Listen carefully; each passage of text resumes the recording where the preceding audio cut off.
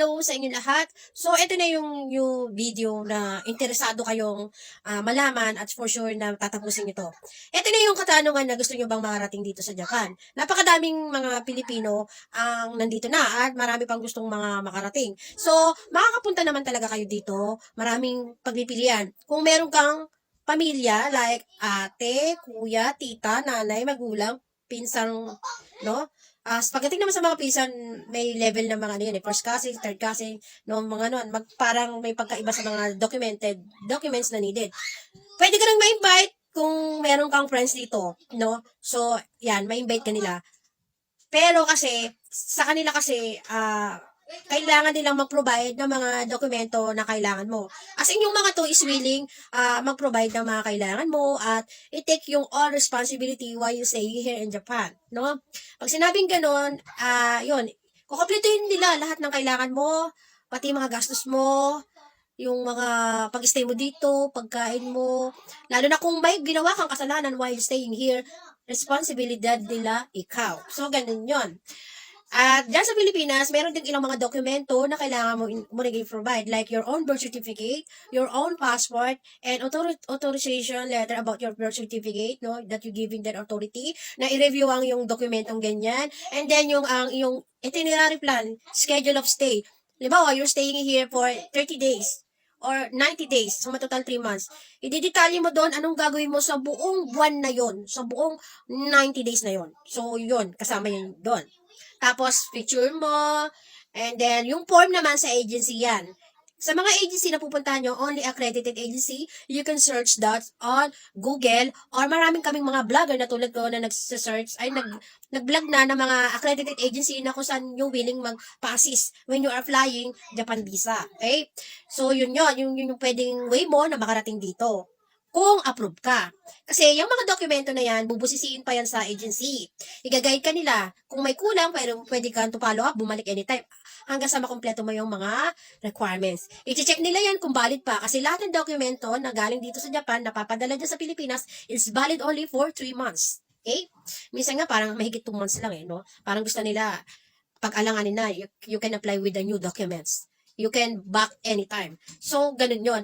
And one thing, I remind to you guys, dapat yung nag-invite sa inyo, mapakamag-anak nyo yan, pamilya o friends, dapat stable ang job nila, good payer sa tax, no? At sagot nila talaga, responsibilidad kanila, no? Yun. Maganda yung record. Naku, patok na patok yan. I mean, good points yan, no?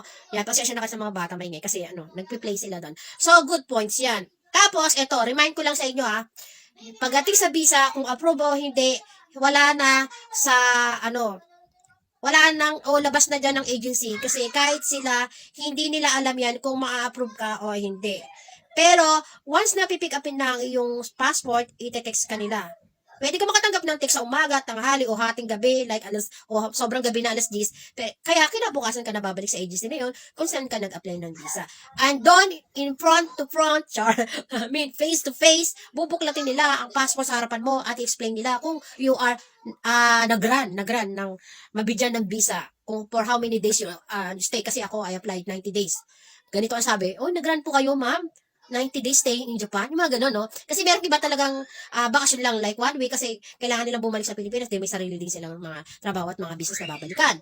So, yun, ang pinopoint ko po is,